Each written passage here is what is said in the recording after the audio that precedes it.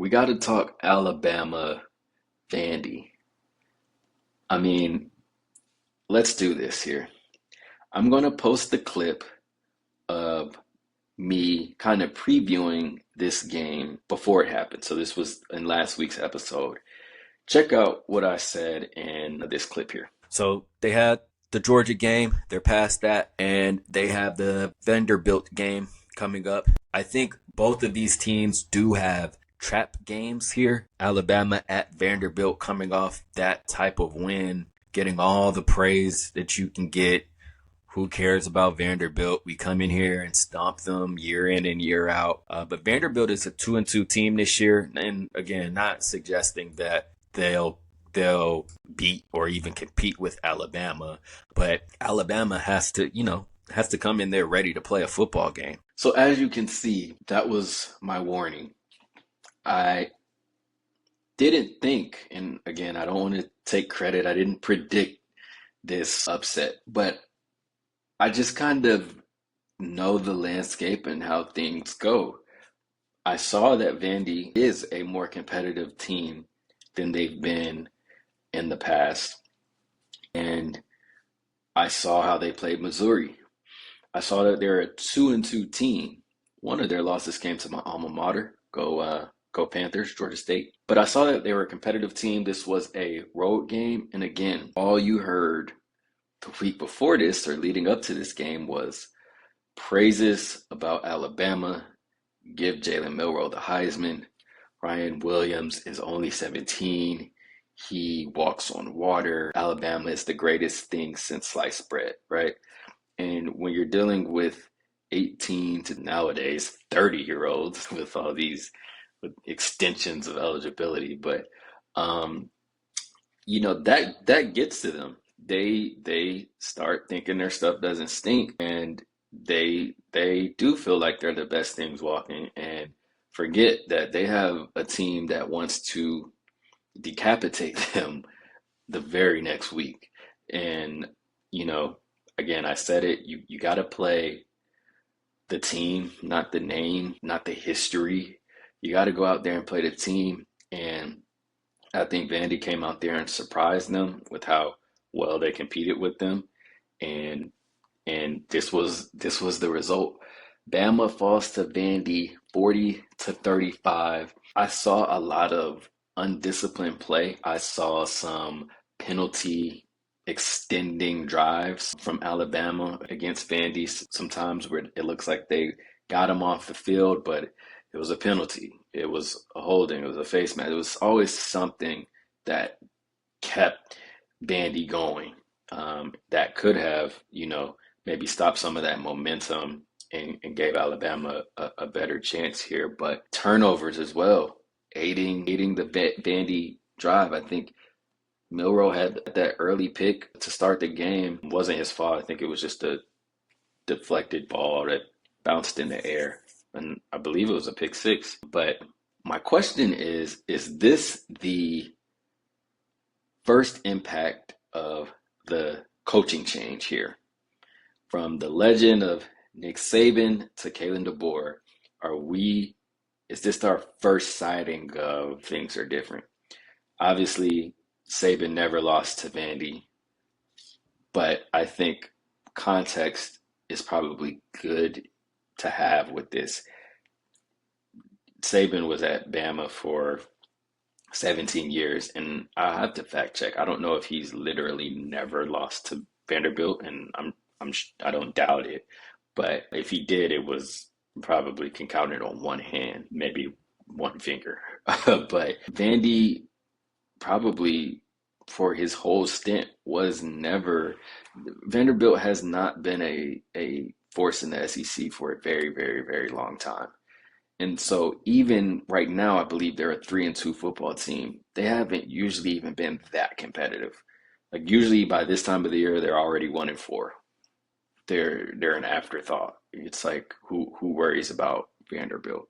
So this is a different Vanderbilt team that this Alabama team had to face. I can say that they usually haven't been this competitive or had the firepower to compete like this. But at the end of the day, it's still Vanderbilt. I mean, they're not expected to win a national championship, and they're not a ranked team. So I think it's definitely a bad loss, an embarrassing loss, a deflating loss after such an inflating win the week before. So I do think this may be a reflection of that. And I'm sure Kalen Deboer maybe tried to relate to the players of on that team, like, hey guys, we got another game next week. Let's not get caught up. This wasn't the national championship against Georgia. This was week 4. So I just think that you didn't see this with Saban teams. I remember saying it as I was watching it. I'm like, Nick Saban, I just feel like he wouldn't have allowed it. He wouldn't have allowed it. Even when going back to the Georgia Alabama game, and we've talked so much about it, but going back to that game, when in the midst of the crazy run Alabama was on in that first half, you see Nick Saban and he's over there in his booth sitting like this. Like he looked completely unfazed. And that is a legendary, like that's what you see from these legendary coaches. You don't get too high, you don't get too low. And at halftime, he spoke to it. He said, this Georgia team is capable of coming back. And then look what happened. So I think you think about on the heels of you escape Georgia, um, almost let up a big lead, and then you lose to Vandy. It is you may see some say I think this is kind of the first sightings of like that team doesn't have the same coach anymore. And it's the little things, even in the undisciplined play that you saw in the game. It's stuff that you just didn't see with the Saban coach team. And of course, he's Kalen DeBoer. He's not Nick Saban. He can't be the greatest coach of all time.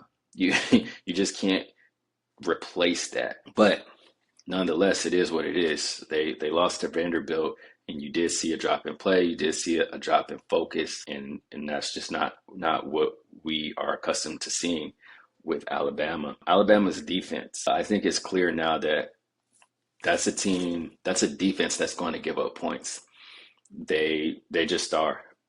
40 points by Vanderbilt. I mean, again, not something we're accustomed to seeing. They do have a lot of young players, especially in that secondary, but I think that's an area of weakness for them, an area of exposure for teams like it's not the same big old bad Alabama defense. You can score on them. They can score back very quickly, but that is not an area where it's the same concern as it used to be. And I think it got exposed in this game as well as the second half of the Georgia game. And then the other thing was like sometimes you have those games where a major player gets hurt on the overdogs team, or if they get lucky and some things fall this way, some things fall that way, and what do you know, they're ahead. Vandy went up 13-0. Alabama made a run, but Vandy was able to respond. Like they went toe to toe. It wasn't really a time in that game where it was like, okay, there we go. Vanderbilt is inferior. They are just not on Alabama's level. I saw it with Ryan Williams. Nobody's on his level. He looks outstanding. But as a team, Vandy looked like they can compete with Alabama. They did it. There was, again, no part in the game where it was like, oh, Vandy is just so much inferior. Look at this. Like I didn't see it. So they went toe to toe and they were able to match up and never back down from Bama the entire way through. So down goes Bama.